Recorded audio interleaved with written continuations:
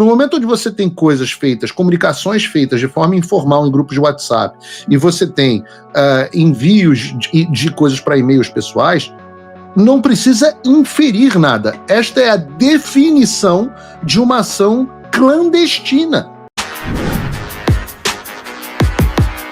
Olavo Edu Carvalho, melhor canal de corte do YouTube. Ei, se você gosta do que eu faço, pensa nisso. Esse conteúdo só existe porque tem gente ajudando a manter. Com pouco mais de $5 por mês, você também pode contribuir. Acesse www.paulofigueiredoshow.com/apoia, use o cupom da descrição e já fica o meu obrigado. E essas certidões, elas são clandestinas ou elas de fato aparecem no processo e os advogados tiveram acesso a elas? Conversei com dezenas de advogados de presos do 8 de janeiro e eles não viram em nenhum dos processos. O que eles viram? Exemplo, no caso do Ademir Domingos, eles encontraram uma publicação na rede social e a justificativa para que ele fosse carimbado, né? Ele recebe um carimbo como positivo, ou seja, como antidemocrático. Então, quando a gente falar de positivo, nós estamos falando de uma pessoa que foi identificada como golpista ou como antidemocrático, ok? Então, para ele receber esse carimbo de antidemocrático, eles utilizaram como base o carimbozinho que o pessoal botava na mão com a numeração do pessoal do campo de concentração, entendi. É por aí. Eu não gosto muito de utilizar exemplos nazistas, mas é como se fosse uma marca nesse estilo. E essas pessoas, então, no caso do Ademir... Se preferir, eu boto de uma Gulag. Se você preferir o exemplo da Gulag, eu uso Gulag. Melhor. Ele foi, então, rotulado como antidemocrático por causa de uma publicação na rede social que ele criticava o Lula em 2018. Como eu disse, ele não é bolsonarista. Uma publicação com 0 visualizações, 0 curtidas, um perfil com 0 seguidores, um perfil crítico ao Jair Bolsonaro, mas ele também era crítico ao Lula, ele dizia cadeia na Gleisi Hoffmann e cadeia no Lula. E aí, qual que é a justificativa? Obrigado por colocar na tela. Estou botando aí na tela uma certidão para que a gente veja do que a gente está falando, né? Exato. Então, o que é um exemplo dessa certidão, porque a gente está vendo a produção da documentação real, está aqui, certidão Tribunal Superior Eleitoral, com a postagem dos sujeitos, detalhamento biográfico do cara, informações com base na Receita Federal, uma devassa na vida do cara, e a publicação de postagens de cunho político, ou seja, para as pessoas entenderem o que nós estamos vivendo no Brasil, o que nós vivemos nesse momento, para ninguém dizer que não há perseguição política no Brasil. Nós estamos vendo um indivíduo sem antecedentes criminais, cuja a checagem de antecedência do sujeito é o que é a opinião política dele. E se o sujeito criticou o mandatário do Brasil, Lula da Silva, vai em cana. Isso é um tribunal essencialmente político. As pessoas precisam entender a gravidade do que a gente está vivendo. Se não é graças a essa brilhante reportagem do David, do Eli e do Michael, a gente está vendo a vida como ela é. A prova para você que está em casa pregar na cara daquele seu amigo que diz que não, que o devido processo legal foi respeitado. Essa certidão que a gente está colocando aqui na tela, bota de novo para a gente, Bruno, por favor. Essa é uma certidão clandestina. Uma certidão que não consta nos processos e que só foi possível de ser obtida graças ao material vazado da assessoria do Alexandre de Moraes. Entendam a gravidade do momento em que a gente está vivendo. Você que está assistindo isso, esse é um programa histórico. Nós estamos com quase 80 mil pessoas aqui. Eu peço a curtida de vocês, a repostagem no X e o compartilhamento nas suas redes, porque você está vendo ao vivo, na sua tela, a certidão do Tribunal de Exceção que se tornou o Supremo Tribunal Federal. Isso aqui, este documento, bastaria para o impeachment do Alexandre de Moraes, que hoje está nos jornais, que já consta com 40 assinaturas. Falta só o desgraçado, por exemplo, do Romário assinar, que está preocupado em jogar futebol, em relembrar os grandes tempos dele da seleção de 94. Ótimo, maravilhas, renuncie e participe de podcast e assine, cumpra a sua obrigação. Você foi eleito com o apoio do presidente Bolsonaro. cumpra a sua obrigação e assine o impeachment deste criminoso. Isso aqui que a gente está vendo na tela é criminoso. É uma conspiração de tiranos para perseguição política de opositores. Isso, você que não acredita em teoria da conspiração, você está vivenciando a documentação de uma conspiração na sua tela. E essas certidões foram validadas, né? Essas são as certidões que eu queria voltar nesse assunto da validação dessas certidões. Eu só queria destacar, Paulo, qual que é a justificativa, né? Então, qual que é o carimbo que foi dado? A gente pode ler aí na letrinha miúda na sua tela aí. Diz o seguinte: perfil pessoal no Twitter com postagens antigas, ou seja, eles sabem que são postagens antigas, que exprimem aversão a Lula e ao Partido dos Trabalhadores. E eu me pergunto, e pergunto aqui para a audiência também, quem não tem aversão a Lula e ao Partido dos Trabalhadores? Ou essa pessoa gosta de bandido, ou ela é muito burra. Então, obviamente que qualquer cidadão de bem no Brasil vai ter aversão ao Lula e ao Partido dos Trabalhadores. Então, isso não é motivo para você taxar uma pessoa como antidemocrática. Por favor, Eli. Eu quero explicar para a audiência o que são. Fui eu quem colocou essas tarjas pretas aí. Quero explicar para vocês que é para preservar o Ademir. Porque ali em detalhamento biográfico tem o resultado da busca do nome. Então, como é que era o processo? Eles receberam a lista de nomes, eles só tinham geralmente nomes e data de nascimento. Eles jogavam no GestBio, que é o maior banco de dados biométricos do Brasil. Nem a PF tem um banco dessa qualidade.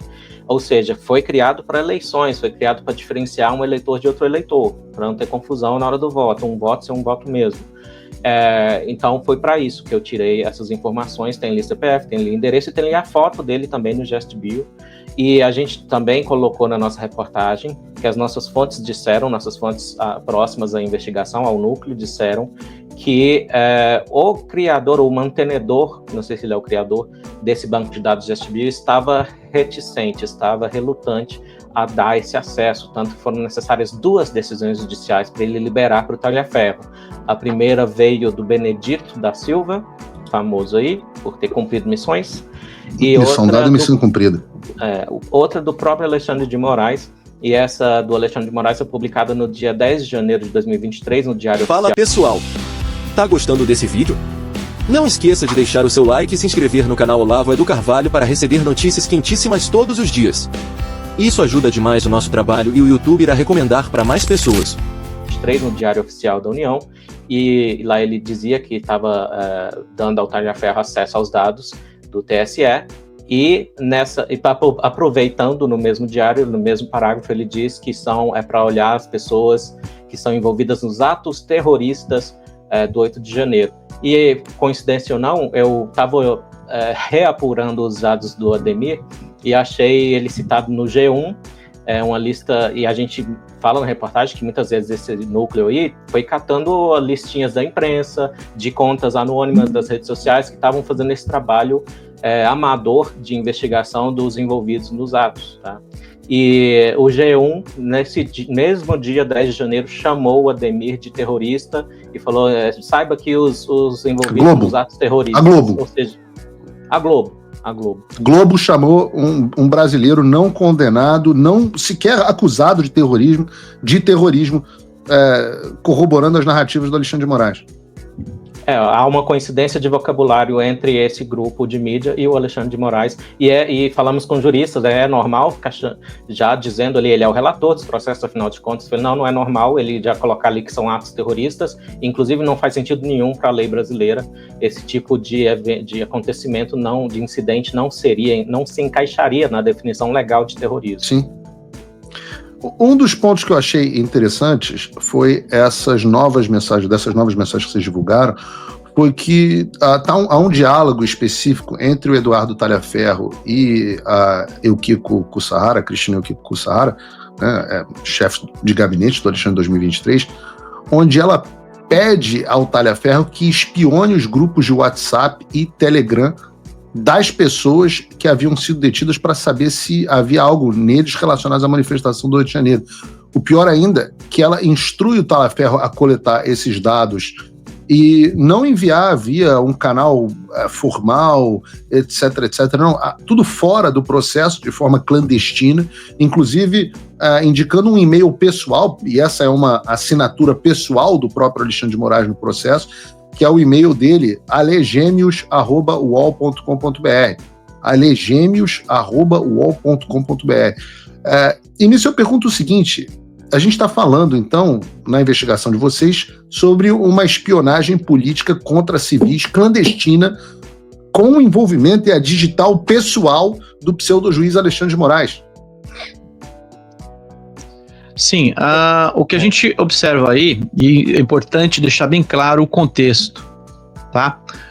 Quando surgiu, após os 8 de janeiro, as pessoas foram presas, depois de muitos dias presas de forma irregular, passaram pelas audiências de custódia, que foram uma mera fachada, segundo a minha opinião, na minha opinião, e muitas foram soltas, outras permaneceram presas com base nesses relatórios informais.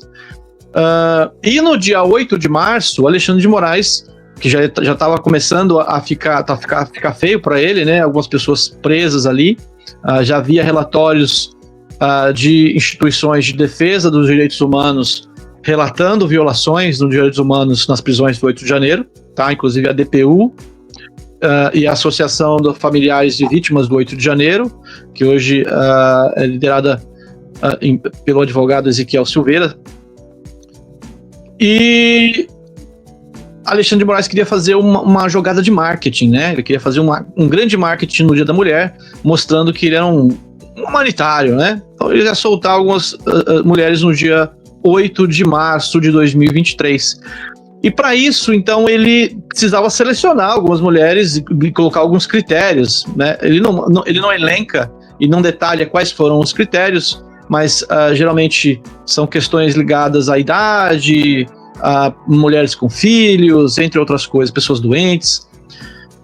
Mas o critério mesmo era a lista informal, então eles precisavam fazer buscas dessas mulheres. Então o Alexandre de Moraes manda a Cristina repassar uma ordem, porque é importante vocês saberem que as ordens não eram dadas diretamente pelo Moraes para as pessoas, ele repassa, né? Ele tem uma rede de auxiliares próximos que faz o trabalho sujo. Mas esse e-mail, alegêmeos@uol, é do Alexandre. É do Alexandre. Sim, a gente sabe disso porque ele próprio colocou esse e-mail numa das edições do famoso best-seller dele de Direito Constitucional. Exato. Parabéns, pessoal. Muito, muito bom. Então, só que tinha um problema. O 8 de janeiro já tinha passado faz algum tempo, e as pessoas já tinham deletado contas, deletado grupos, e a própria polícia também já tinha deletado e derrubado grupos. Então o Tagliaferro tinha dificuldade em fazer essa busca, então ele pergunta para Cristina se poderia utilizar os parceiros externos do TSE para poder fazer esse trabalho. A Cristina então sugere que ele fale diretamente, que precisaria pedir autorização direta do ministro para fazer esse tipo de busca. Nas mensagens consta que aí ele pede o e-mail, o contato, né? A Cristina passa o e-mail do Alexandre de Moraes, como está aparecendo na tela de vocês, só que é o e-mail pessoal, não é o e-mail institucional nem do STF nem do TSE. Por quê? Bom, a gente pode tentar inferir algumas coisas, para que não fique registros oficiais, que seja um contato extraoficial, clandestino, não sei. Mas... Eu sei, é clandestino. Segundo as mensagens... Não, mas gente, peraí, não posso... a gente vai inferir isso, sim, a gente infere que é possível. Uma coisa que não consta num processo existe para que você tenha acesso a toda a custódia de provas que levaram alguém a uma determinada situação, para que você tenha que se defender. Eu já fui alvo de processo criminal. Então, se você puxar um processo criminal, você tem desde o primeiro ofício que enviou, que abriu a investigação, até todas as comunicações, todas constam dentro de um processo. No poder público, tudo é dentro de um processo. No momento onde você tem coisas feitas, comunicações feitas de forma informal em grupos de WhatsApp, e você tem envios de coisas para e-mails pessoais, não precisa inferir nada. Esta é a definição de uma ação clandestina. paraestatal, não é algo feito pelo Estado debaixo da égide da lei. Porque qual é a diferença entre um capanga e um servidor público? O servidor público está agindo debaixo do império das leis e debaixo do Estado e da burocracia estatal. Estas pessoas, Talha Ferro, Kussahara, Yuki Kussahara, etc., estão agindo como capangas de forma marginal, à margem da lei e clandestina. Se você, como eu, está dormindo mais tranquilo agora que o Trump voltou à presidência, ótimo. Mas e o Brasil? Nosso país continua no buraco. A volta do Trump nos dá esperança, mas as coisas não vão se resolver sozinhas. Vai ser preciso muito trabalho, meu e seu. E não adianta xingar muito nas redes sociais achando que isso resolve alguma coisa. Não tem salvador da pátria, não tem um político que vai resolver por você. A responsabilidade é sua. Eu larguei tudo para me dedicar a isso. E você? Como você pode ajudar sem abandonar as suas obrigações? Simples. Apoie quem está na linha de frente. Sem isso, esse trabalho simplesmente não continua. Acesse www.paulofigueiredoshow.com/apoie e com a partir de $5 por mês, garanta que isso siga em frente. Se puder ir além, torne-se meu patrono Gold e participe do meu grupo privado e ajude a definir as minhas próximas pautas. A diferença entre vencer e perder está na ação. Durma tranquilo, sabendo que você fez a sua parte. Obrigado por assistir o vídeo até o final. Se você já chegou até aqui, confere se já está inscrito no canal e se já deixou aquele like generoso. Estamos quase chegando a 1 milhão de inscritos e a sua ajuda é muito importante para levar o canal Olavo do Carvalho mais longe. Até o próximo vídeo, meus amigos. E neste momento é muito fácil aos defensores do plano alegar isso é uma teoria da conspiração.